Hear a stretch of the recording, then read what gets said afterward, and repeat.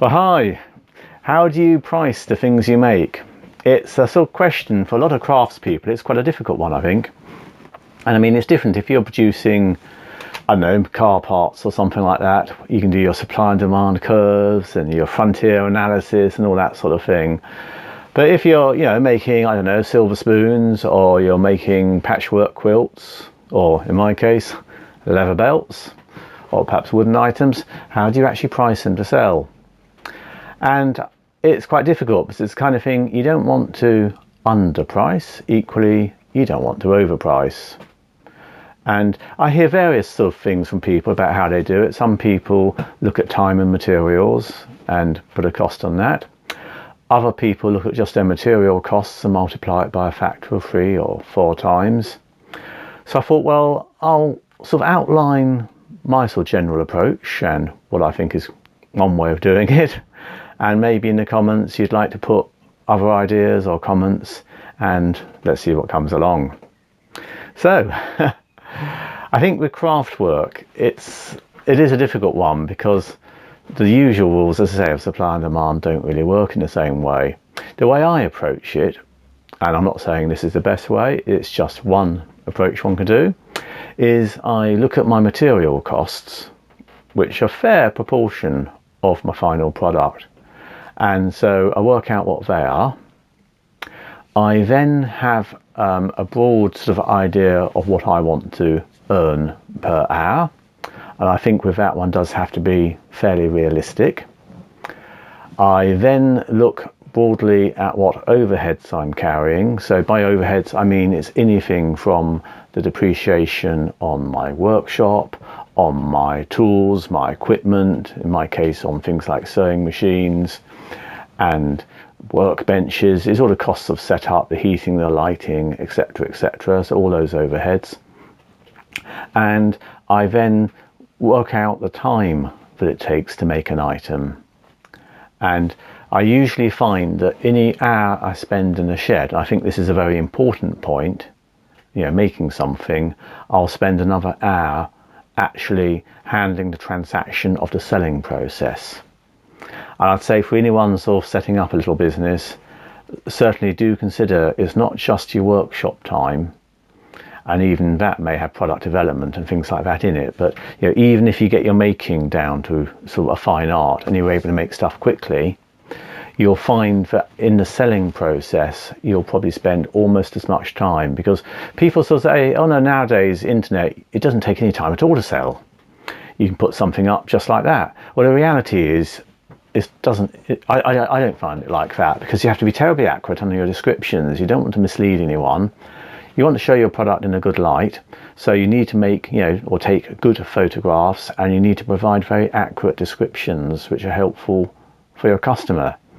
And I think that's doubly important when people are buying things mail order. They don't want to have something arrive and not see it being what they thought it would be. So, and then when you do have the actual sort of selling side of things, you're probably handling quite a few inquiries, and they take time.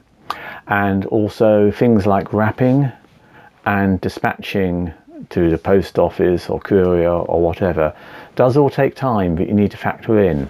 So as I say, I find, generally speaking, my personal experience, and I realise it'll be different for different people, for every hour I'm making something, I'm spending another hour selling it. And that includes, as I say, listing it on the internet, wrapping it, handling inquiries and that sort of thing.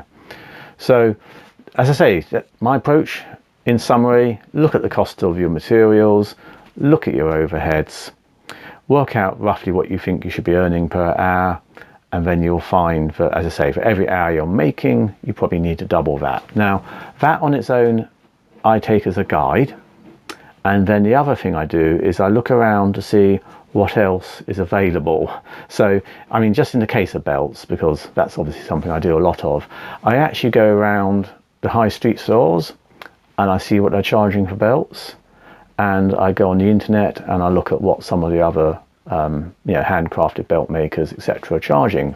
Now, I don't actually see high streets as being direct competitors for me, because I think the product is totally different. It's not a nice handmade item. It's not using authentic methods, materials and craft.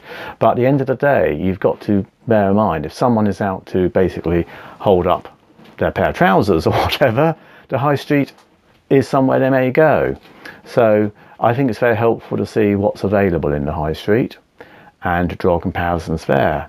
I look at what other craft people do, and you sort of adjust your price maybe a little bit up or down, or you actually realise that the particular product you're going to make probably won't have a market and it's not worth bringing it to market.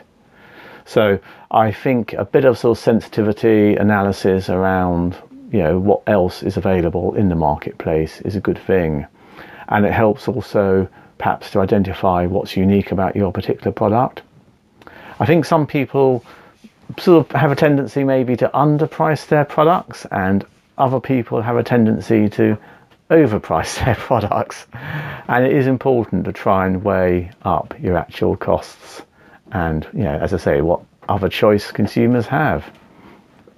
You can apply with craft, you can say different rules, you know, if you're a very experienced craftsperson, you're selling bespoke items, then if you're lucky, perhaps you're in a niche market and you can actually up your price because you know that there's a demand for your, you know, handmade special item and people will pay a premium. And if you're in that fortunate position, then you can probably put a, you know, quite a percentage on top. I think otherwise, though, generally speaking, certainly when people are starting out, I think you've got to be fairly realistic and actually work out in advance what you think things will cost, using a cost-based type model, you know, rather than the sort of value-based model where you actually look at what your consumer is prepared to pay for the item and putting that as the price.